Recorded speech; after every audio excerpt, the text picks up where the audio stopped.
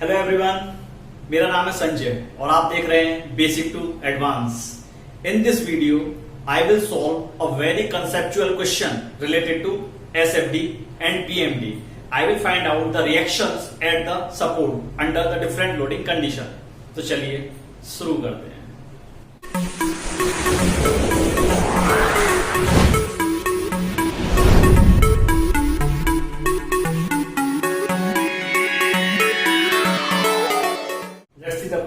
Question देखते हैं। So this question has been asked in ESE 2009। ESE 2009 में ये क्वेश्चन पूछा गया 20 मार्क्स का। क्वेश्चन क्या है, क्वेश्चन को समझ लेते हैं। A portal frame ABCDEF is given. एक पोर्टल फ्रेम है ABCDEF विद इंक्लाइंड लेग्स। इसकी जो लेग्स हैं वो इंक्लाइंड है, हैज हिंज्ड, जिस पर की इंटरनल हिंज प्रोवाइडेड है at point B, point D and point E as shown in the figure. Point C, that is this point, joint C is monolithic. This point is और this joint is monolithic. इसका मतलब क्या है कि जब कभी भी हमने इस पोर्टल फ्रेम को कास्ट किया उस टाइम पर ये member that is the CD and the member CB was casted simultaneously. एक साथ कास्ट किया गया है। These two members are casted simultaneously. So the joint C is monolithic in nature. It is given in the question. Support A and F are fixed. Support A and F are fixed. ये कह रहा है find out all the components of the reactions. तो एक बार question को और समझ लेते हैं। एक पोर्टल फ्रेम दे रखा है ABCDEF, जिसके पॉइंट B, D और E पर इंटरनल हिंज प्रोवाइडेड है। A और F पर फिक्स सपोर्ट प्रोवाइडेड है और UDL is acting between the portion C and D, जिसकी इंटेंसिटी उसने दे रखी है 600 किलोग्राम F पर metre. A point load is also acting at point C in the positive X direction, जिसका मैग्नीट्यूड उसने दे रखा है 700 kilogram F। This is the distance 4 metre from C to D। This distance that the D to F is 3 meter and the distance between A to C is 3 meter, and this distance that is the D to F is 4 meter, this distance is 2 meter and this is 2 meter also. So it means the point A and F are at the same plane. These two points are at the same plane because this is also a 4 meter below, this point is also a 4 meter below. So these two points are at the same plane. चलिए वो पूछ क्या रहा है, fix support पर reaction दोनों पर। तो इट मींस फिक्स सपोर्ट पर कितनी रिएक्शंस होती है हमारे पास? 3। It means 3 reaction are here and the 3 reactions are here. It means we have to calculate the total 6 reactions in this question. इस क्वेश्चन में 6 रिएक्शंस को हमें कैलकुलेट करना है। तो 6 रिएक्शंस को कैलकुलेट करने के लिए हमको 6 इक्वेशन चाहिए। अब इस न्यूमेरिकल को सॉल्व करने से पहले हम ये चेक कर लेते हैं whether this can be analyzed with our static equilibrium equation or not। क्या हमारी स्टैटिक इक्विलिब्रियम इक्वेशंस की बेसिस पर इसको एनालाइज किया जा सकता है? तो उसको चेक करने के लिए क्या करेंगे हम, हमारे पास ऑप्शन है that we will calculate the DOI। DOI means degree of indeterminacy. तो डिग्री ऑफ इनडिटर्मिनेसी होता क्या है? Degree of indeterminacy is equal to total number of unknown reaction minus total static equilibrium equation. इस question में देखते हैं total number of unknown reactions. So I am considering at point A, that is the fixed support, a vertical reaction will come, that is RA, a horizontal reaction will come, that is the HA, and a movement will come, that is the MA. Similarly, at this fixed support, the vertical reaction is RF, horizontal reaction is HF, and the movement is MF. So these 6 components I want to calculate. So total number of unknown reactions are 6. DOI is equal to total number of unknown reactions. Total number of unknown reactions कितने? 3 and 3. That is the 6 minus total number of static equilibrium equations. हमारे पास कितनी होती है? We have the 3 static equilibrium equations. लेकिन इस particular case में he has provided the internal hinge at 3 points, that is the at point B, at point D and at point E. So in this particular case I am also having a 3 additional static equilibrium equations. So total number of static equilibrium equation in this case is equal to 6. It means 6 minus 6 is equal to 0. It means DOI is equal to 0. इसका मतलब ये है we can analyze or we can find out the reactions value with our static equilibrium equation. इसका मतलब ये है इस numerical को सॉल्व करने के लिए I have to make a 6 equation so that I can find out our 6 unknown values. उसके लिए मैं इसका फ्री बॉडी डायग्राम बनाता हूं so that the things will become easier to you people. तो चलिए फ्री बॉडी डायग्राम बनाते हैं इसके लिए. I have drawn a free body diagram for the portal frame A, B, C, D, E, F. Portal frame के लिए मैंने free body diagram यहाँ पर बनाया हुआ है. फ्री बॉडी डायग्राम को समझने से पहले एक और चीज समझ लेते हैं. इस फ्री बॉडी डायग्राम पर जो लोड लगा हुआ है उसकी वैल्यू दे रखी है 700 किलोग्राम F. 700 किलोग्राम F दे रखी थी. This is the unit of mass, that the unit of mass is kilogram F. So value क्या दे रखी है 700 kilogram F. I am converting this value in term of Newton और kilo Newton. कैसे करेंगे उसको? We know it the force is equal to mass multiplication of the acceleration. So force is equal to mass. Mass की value कितनी दे रखी है 700 kilogram F. Multiplication of acceleration, that is the G. So I am taking it as a 10 here. So the force value comes out to be 7000 Newton, or I can write it as a force is equal to 7 kilonewton. So I had replaced the mass value with the force value at point C. That is, now I am getting the 7 kilonewton load in place of 700 kilogram F. And similarly with this, that in place of 600 kilogram F per meter length, I am replacing it by 6 kilonewton per meter. So ये clear है यहां तक? चलिए. So this is clear now. अब free body diagram को समझ लेते हैं. So I have drawn this free body diagram. इस free body diagram को अब हम बैलेंस करते हैं. Now I am balancing this free body diagram. So at point A fixed support है. तो fixed support पर हमारी 3 reactions हैं. So I am representing a reaction that is the RA will act in the vertical direction. I am saying the HA is acting in the negative X direction and the movement is acting in the anti-clockwise direction at point B. तो free body diagram के इस member पर, that is the AB member पर, इस समय point A पर ये 3 reactions लगी हुई हैं. इट मींस इस मेंबर को बैलेंस में रहने के लिए इस पॉइंट पर, दैट इज दिस पॉइंट पर, एक वर्टिकली डाउनवर्ड रिएक्शन लगानी होगी, that is the RA for balancing this vertical reaction. ठीक है. दिस HA को बैलेंस करने के लिए I have to apply the HA horizontal reaction at this point. इस मूवमेंट को बैलेंस करने के लिए, which is acting in the anti-clockwise direction, I have to apply a movement in the clockwise direction. इसका magnitude क्या होने वाला? M. ठीक है? नहीं, this is wrong. अब ये wrong क्यों है? This is very important concept. At point B, he is given the internal hinge, और internal hinge पर मूवमेंट की वैल्यू तो 0 होती है. इसका मतलब पॉइंट बी पर मूवमेंट आ कैसे गया? इंटरनल हिंज पर मूवमेंट की वैल्यू 0 थी, और आप क्या शो कर रहे हैं फ्री बॉडी डायग्राम को बैलेंस करने के लिए, that the movement will act in the clockwise direction. इसका मतलब ये तो गलत है. Yes, this is wrong, because the internal hinge is provided at the point B. So at point B there will be no movement. इसका मतलब point B पर इस टाइम पर हमारे पास कौन सी रिएक्शन है? RA will act in the downward direction, HA will act in the positive X direction. So this is the balanced free body diagram.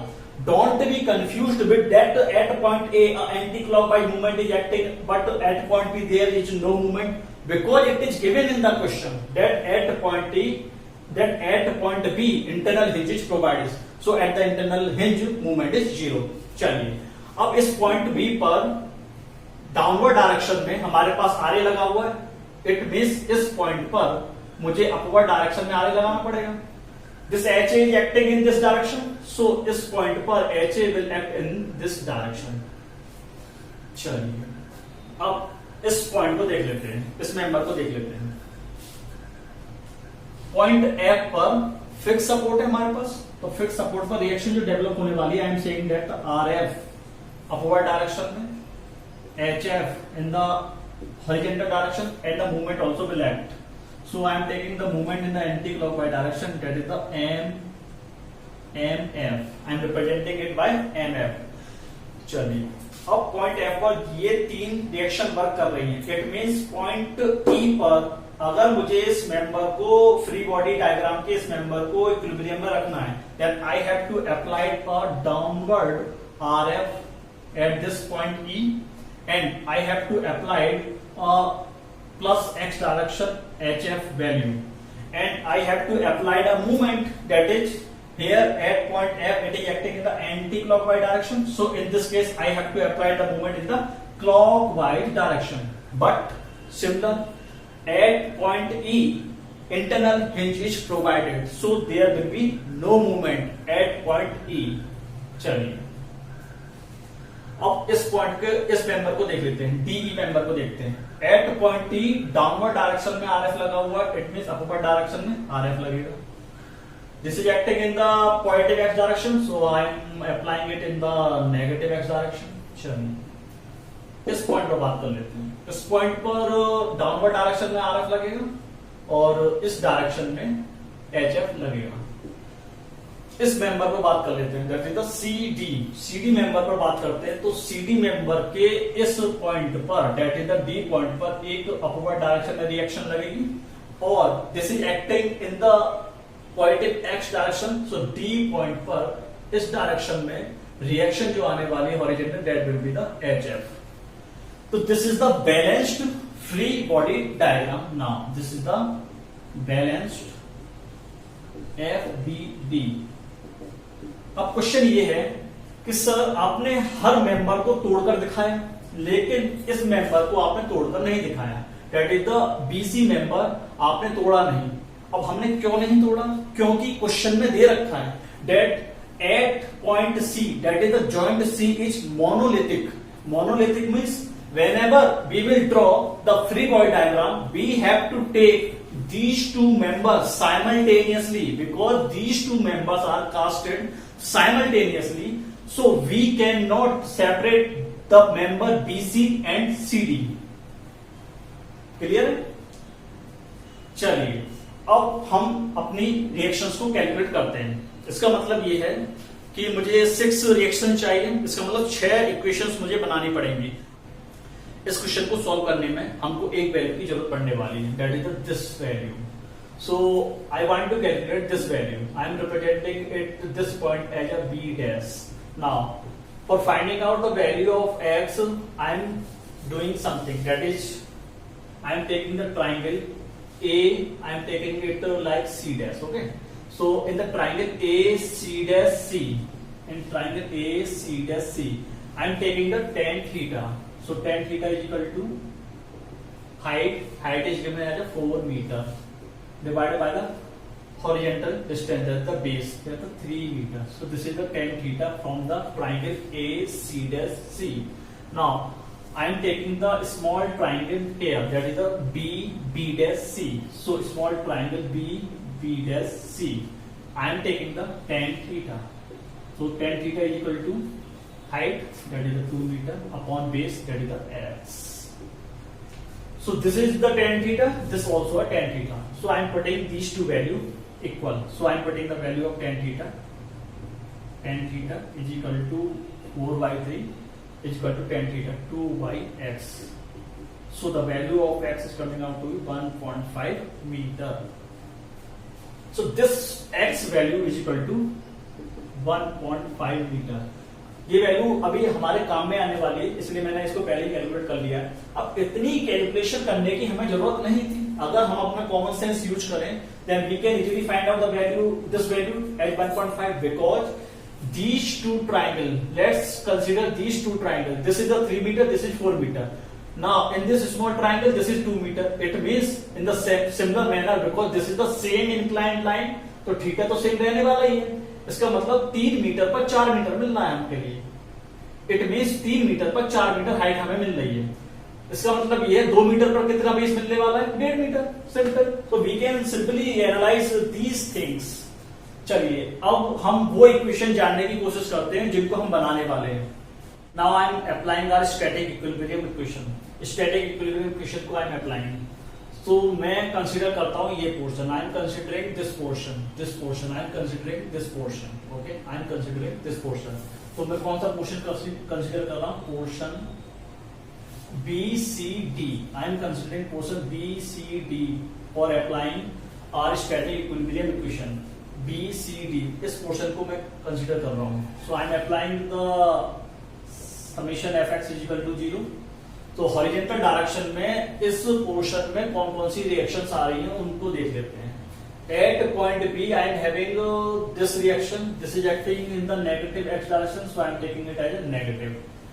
At this point D, this HF is acting in the negative x direction, so I am taking it as a negative. Okay. Now, at point C, 7 kilonewton load is acting in the positive x direction, so I am taking it as a positive 7 kilonewton. No other horizontal load is equal to 0. It means HA plus HF is equal to 7 kilonewton. This is our equation number 1. Now I am applying the another static equilibrium equation, that is the summation Fy is equal to 0 इसी portion में B C D में। तो B point पर एक vertical reaction लगी हुई है, that is the RA, this RA, so I am taking it as a positive। इस पोर्शन में इस पॉइंट पर एक RF लगी हुई है वर्टिकल डायरेक्शन में, तो I am taking it as a positive। चलिए, now this 6 kilonewton per meter load is acting in the downward direction, so I am taking it as a negative, that is a 6। अब इसको total load बनाते हैं because the load intensity is given to me। तो ये value, this value is how much? This value, this value CD is given at a 4 meter। So now I am making this 6 kilonewton per meter load as a total load because the load intensity is given, that is the 6 kilonewton per meter। So total load के लिए मुझे length से multiply करने पड़ेगा। So this one, no other vertical load is acting in this portion BDC, so is equal to 0। It means RA plus RF is equal to 24। This is number 2। तो हमारे पास अब तक दो इक्वेशंस आ चुकी हैं, वो इक्वेशंस को मैं यहाँ पर लिख दे रहा हूँ। That is the HA plus HF is equal to 7। This is number equation 1। Now this one, that the RA plus RF is equal to 24। This is equation number 2।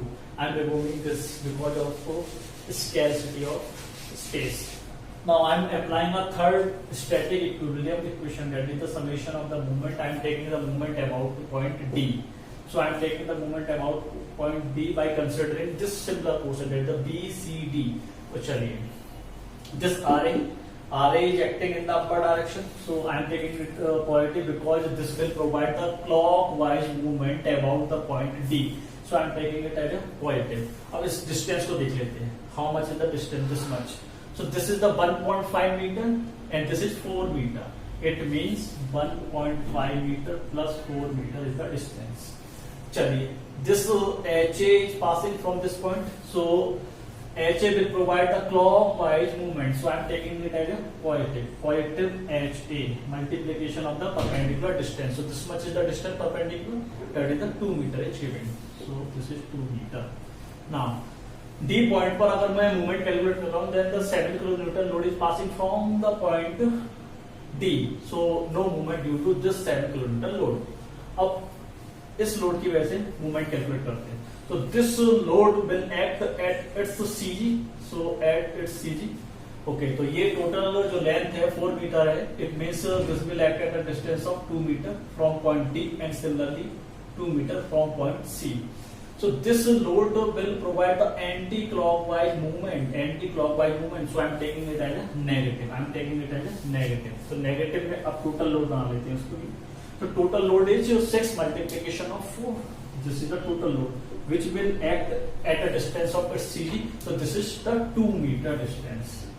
No other movement about the point D because RF is passing from point D and the HF is passing from point D. So it's equal to 0। अब इसको solve करते हैं। 5.5 RA plus 2 HA minus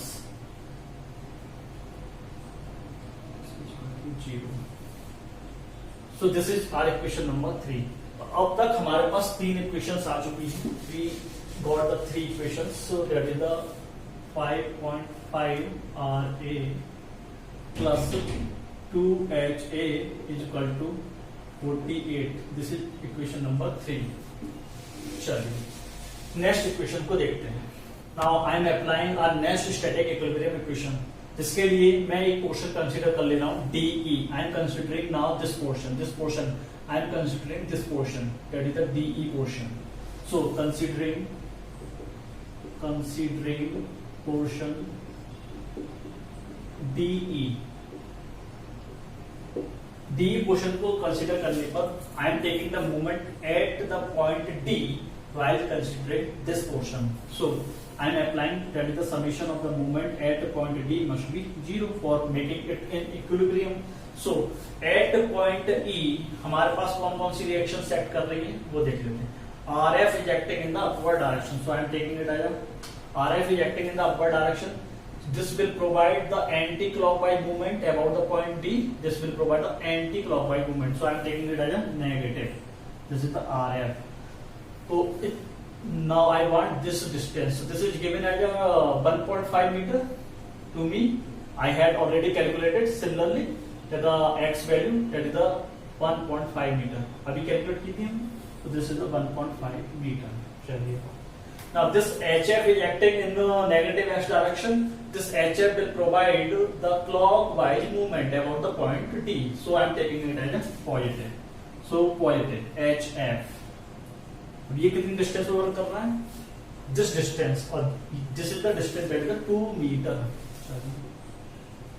और कोई load है at point D, because I have consider the portion DF. So DF portion को consider करने पर केवल हमारे पास 2 लोड ही वर्क कर रहे हैं. It means 0. इसको सिंप्लीफाई कर लेते हैं. 2HF is equal to 1.5 RF.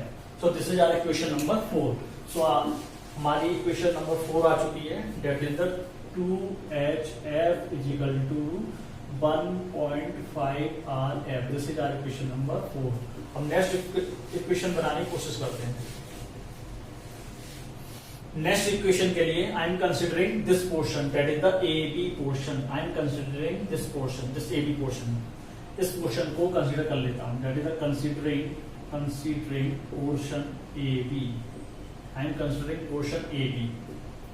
AB portion को कंसीडर करने पर I am applying the static equilibrium equation, that is the summation of the movement at point B is equal to 0. Because at point B I am having the internal hinge पर movement की value 0 होती है. So I have applied this static equilibrium equation, that is the summation M B is equal to 0.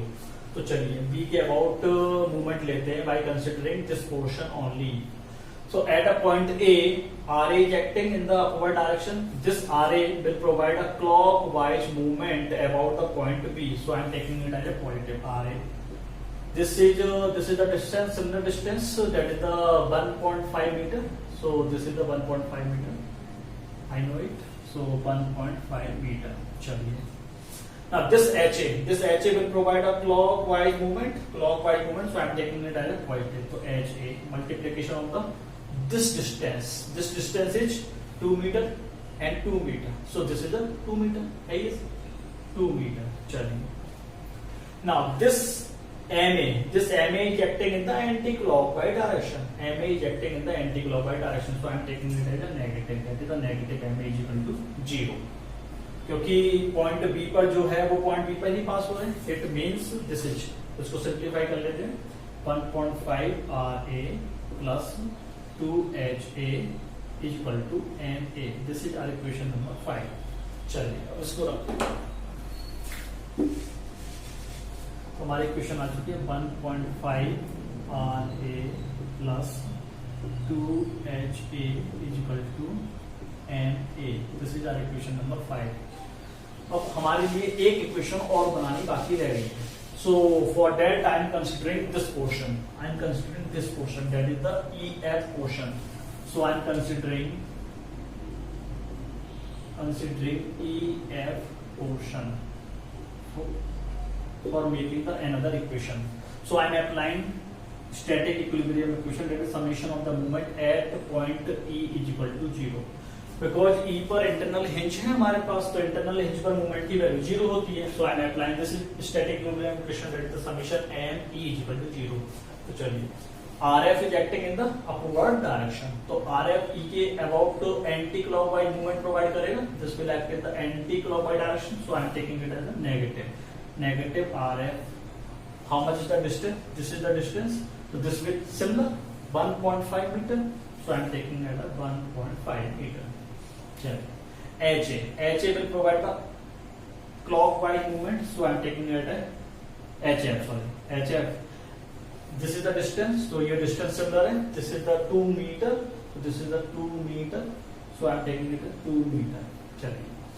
MF is acting in the anti-clockwise direction. So I am taking it as a negative minus L. MF is equal to 0.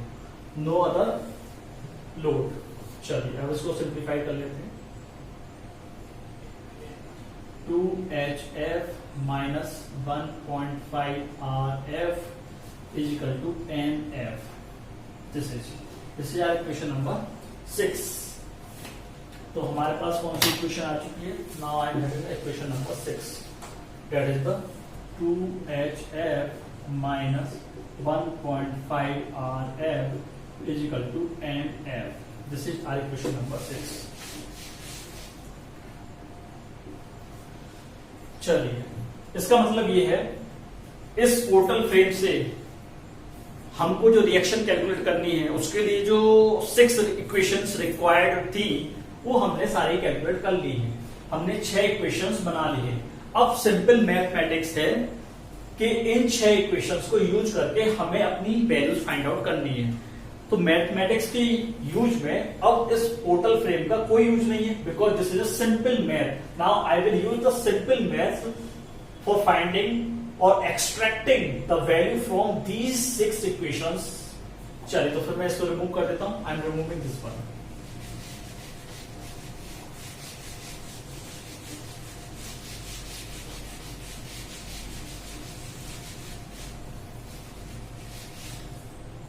Now I have arranged all these 6 equations in a systematic pattern.